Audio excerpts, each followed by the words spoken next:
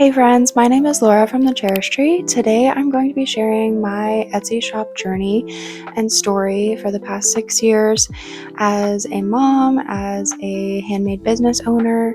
I hope that you'll find some encouragement, some inspiration from my story. I'm going to be packaging some orders as I go along, so let's get right into it. I wanted to start with just my dream. My dream was always to be a mom, and as I got older and I grew up being crafty and learning handmade skills from my mom, my grandma, my sister.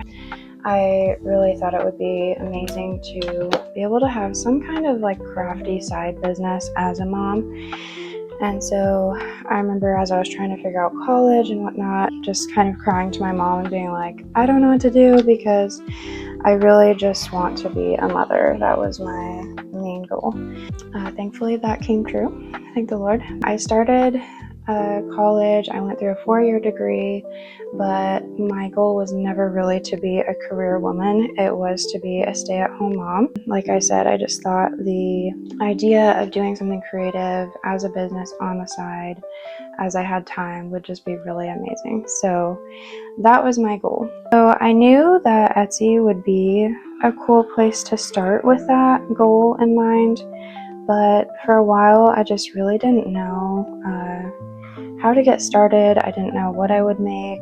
Thought it sounded cool, but I really didn't know where to start. When I was younger, even through my teen years, I didn't have necessarily like one craft that I just did consistently. I just learned a lot of things: crocheting, knitting, sewing, but I never just was consistently sewing all the time. Okay, so fast forward, 2020 hits. I was recently newly married just for a few months when COVID really hit town, and Etsy started asking sellers, even people that weren't sellers yet, to consider making face masks for the demand. And I had received their emails about it because I did already have a shop open. I had started one in my late teens when I was starting college. My mom helped me and I listed a few like baby crochet items, and I sold one hat and then just never invested any more time into it.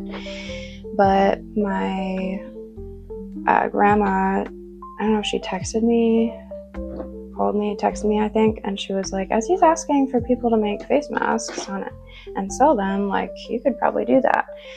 And I was like, yeah, probably could, but when I had seen the emails, I had just ignored it. I thought that would be kind of silly or whatever. And I honestly hadn't sewed in a long time at that point, or really much at all.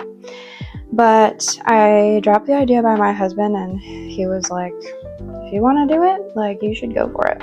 That began my journey. I placed an order through Joann's for $39 of fabric, from what I remember. I picked it up. I don't think there was even in-store shopping at that time. And I got to work at my kitchen table, little apartment kitchen table, with my sewing machine that had been stored under my bed, and I got to work making face masks. I ended up selling over 250 face masks. I made a revenue of over $2,900 just from face masks. So that kept me busy in the midst of being on pause for work. I was working as a nanny at the time. So it kept me busy. It gave me something creative to do while I didn't have other work to fulfill at that time. The goal was never, obviously, to make face masks forever. That would be terrible. Thankfully, the need for that died down, and I did not want to keep making them forever.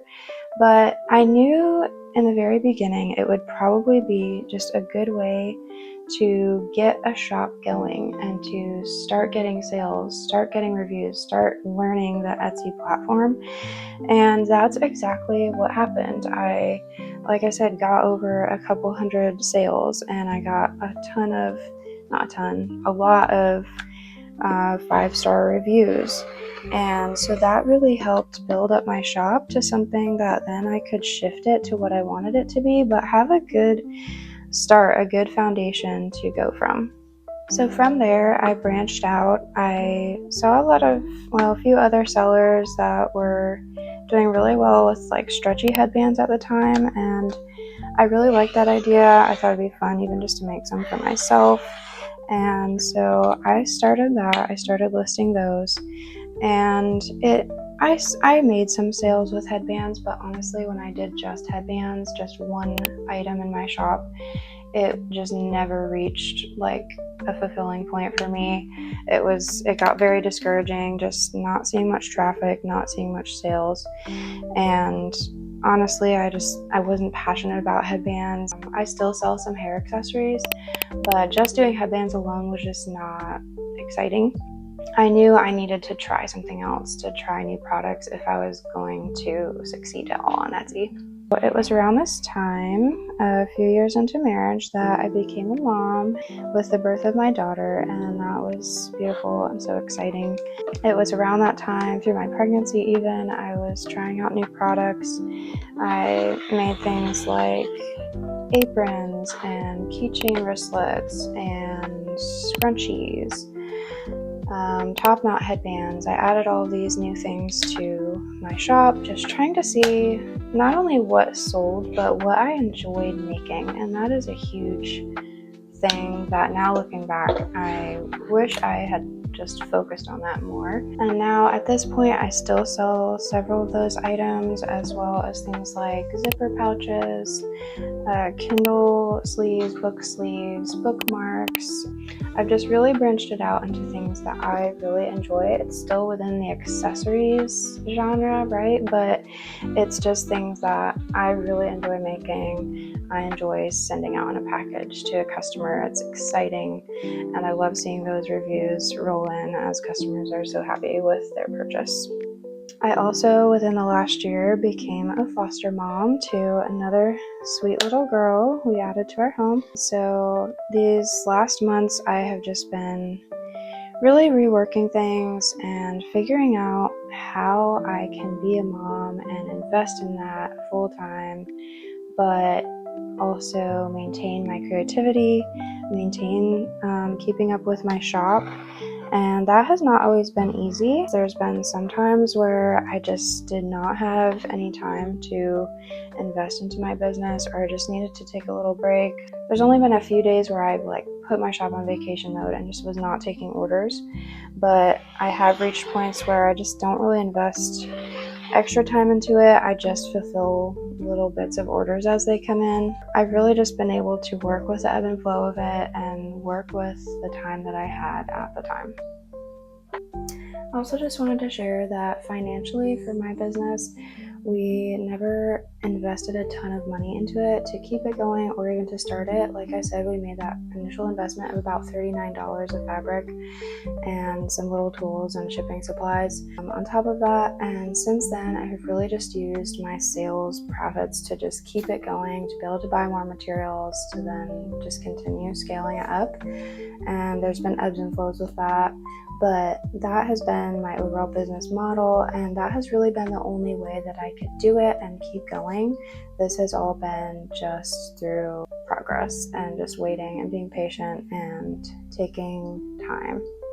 But honestly, I am not your girl if you're looking for tips on how to scale your business to full time, how to quit your 9-to-5 in order to just do a handmade business. I'm not there yet. I don't even really plan to be.